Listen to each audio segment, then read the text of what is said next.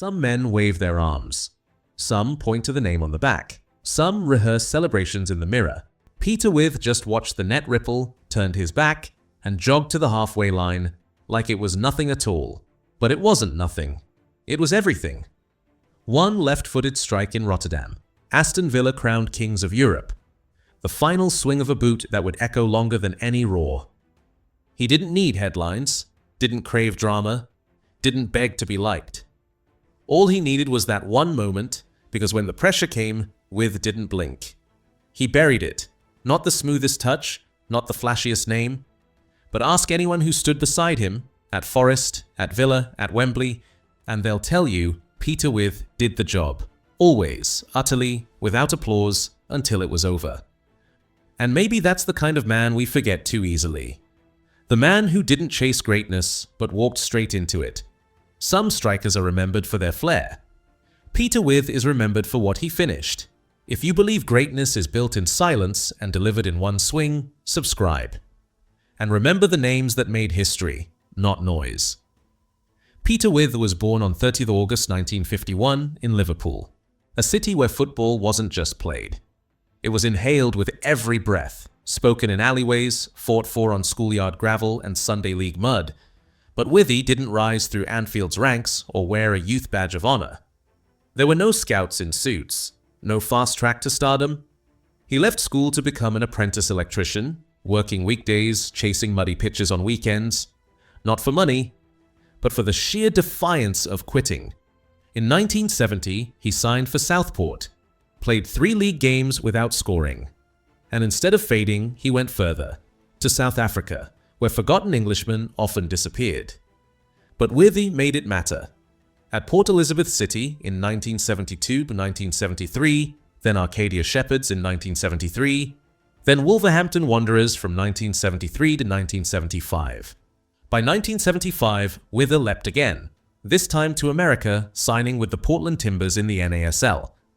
Amid the chaos of a new league, he scored 16 goals in 22 games. And the doubters back home started to look twice. The gamble paid off. After Portland, he returned to England, first with Birmingham City in 1975. Still, the spotlight stayed just out of reach. At Birmingham City, he scored 9 in 35 and proved he wasn't just a journeyman. He was becoming a hammer. Then came the call. Nottingham Forest. Brian Clough. Clough didn't ask for poetry, he asked for results. He didn't want elegance up front, he wanted menace, and Withe was menace in boots. He signed for Forest in September 1976, a club on the rise in Division 2. Withe struck with intent, driving Forest to a stunning third-place finish. Promotion secured. Then came 1977-78, one of the most shocking seasons in English football history. Newly promoted Forest didn't just survive, they conquered. First Division champions. 19 goals in 42 games, the heavy blade that carved their path. When defenders closed in, he didn't go around. He went through. They added the 1978 League Cup, beating Liverpool in a replay, a Cloughian masterstroke. And just as Withe was ready to dig in, Clough let him go. No goodbye, no explanation. August 1978. Sold to Newcastle United for $225,000. It looked like a step back. But sometimes, fate steps to the side. Because greatness waits on another path. 2 years later, Ron Saunders made the call that changed everything. He signed Peter Withe for $500,000. Aston Villa weren't chasing headlines. They were building something brutal, beautiful, and British. And Withe was their iron rod. From 1980 to 1985, he led the line with elbows, grit, and instinct. Joint top league scorer 1980-81, 20 goals. Aston Villa's first division title since 1910. Villa didn't dazzle, they dominated, disciplined, direct, relentless. And Withe, he was the heartbeat of the siege. But what came next was history. 26 May 1982, De Kuip Stadium, Rotterdam. European Cup Final. Aston Villa versus Bayern Munich. They weren't the favourites, but they didn't care. Tony Morley on the left, twisting defenders, cuts in, sends a low cross, and Peter Withe, storming in with Predator's timing, meets it. Off his shin, off the post, in. 1-0. The goal that crowned Aston Villa champions of Europe. He scored the goal no Villa fan will ever forget, the moment that lifted a club into myth. He was a European champion, but the England shirt came late and never stayed long. Peter Withe earned his first England cap in 1981, aged 30. Too old, they whispered. Too raw, others said. But he had something they couldn't ignore: goals carved from chaos. He made 11 appearances for his country between 1981 and 1984, scoring just once. Not prolific, not poetic, but real.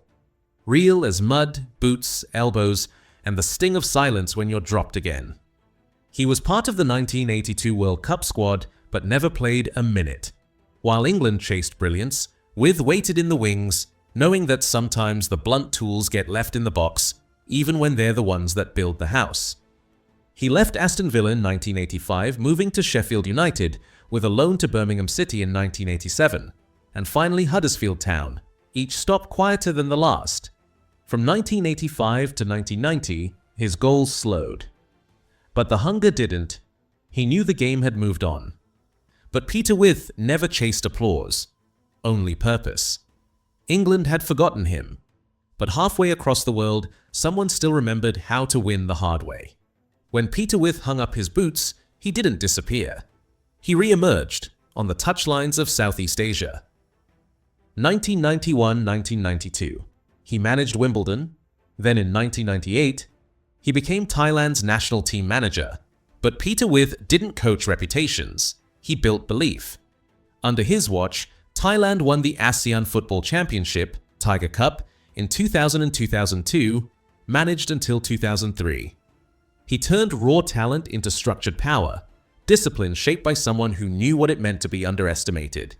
He wasn't there for headlines, he was there for 6 a.m. training, for grit, for loyalty, for fire. Then came Indonesia, 2004-2007, runner-up in the 2004 Tiger Cup.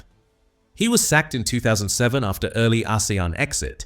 He became the first coach to take 2 different Southeast Asian nations to the final, not by chance, but by conviction. He later managed Stockport Sports, 2012, PTT Rayong, 2013-2014, and Nakhon Pathum United, 2014-2016. The same quiet certainty that once led him through Anfield and Rotterdam now lit stadiums in Bangkok and Jakarta. While England barely remembered his name, millions across Asia still salute him. Not for fame, but for leadership. Ask the average England fan to name the great strikers of the 80s, and Peter Withe's name rarely makes the cut. But those who know, those who felt the shiver of Rotterdam in 1982, who watched the boot slice through Bayern's net, they remember. He was the strike partner who made others shine. The unselfish runner. The target man with granite shoulders and a left foot kissed by destiny. 74 goals in 182 league games for Aston Villa, Player of the Year in 1981. European Cup winner in 1982. The symbol of graft turned to glory. Some players vanish when the noise stops. But not Peter Withe, because his greatness was never volume, it was weight. The weight of running until his legs buckled, of holding the line so others could breathe, of believing he belonged on Europe's highest stage even when no one handed him the script. He didn't play for fame, he played for the moment when the ball falls just right, and your whole life narrows to one strike. 1 second that lives forever. That second came in 1982, and decades later, it still echoes through the claret skies of Villa Park, still flickers on old televisions in Jakarta, still breathes in the boots of every striker who knows that being overlooked is not the same as being unworthy. Peter Withe mattered then, and he matters now, because some goals are never erased, and some men are remembered not for the spotlight, but for how they moved through shadow, and still made the world stop. Peter Withe is 73 now, living quietly in England, still carrying the look of a man who once stared down Rome and didn't blink. He's not on every screen, not in every pub debate, but in Birmingham, in Nottingham, and across the far edges of Southeast Asia, his name still moves through the air like a chant that never fully fades. In 2006, he was inducted into the Aston Villa Hall of Fame, part of the inaugural class, chosen by fans who remember how he made the impossible feel inevitable. In 2011, The entire 1982 Aston Villa squad was honoured in the English Football Hall of Fame, enshrining that night in Rotterdam as part of national memory, and Withe's goal as its sacred spark. That goal? Replayed every May, whispered like scripture, because it gave a club and a city its eternal crown. Forest fans remember him too, the bruiser before the glory, the one who softened the path for the elegance of Trevor Francis. And in Thailand and Indonesia, where he coached with fire and quiet conviction, he became more than an Englishman abroad. He became a builder, a mentor, a man who left behind seeds of discipline and belief. There are no statues, not yet, but there are books, podcasts, fanzines, all telling of the lad who crossed continents, fought for every shirt, and lifted Europe's greatest prize with a single, unforgettable touch. Peter Withe didn't just score goals, he left fingerprints on moments that mattered. He walked the hard road and marked it with pride. So if you ever feel invisible, if the noise goes to others, remember the man who stood in Rotterdam in 1982, not to be seen, but to finish what he started. And he did. Subscribe if you believe football should still honor the men who won everything. Not with noise, but with purpose. The ones whose names still echo in places where loyalty, belief, and quiet power never go out of style.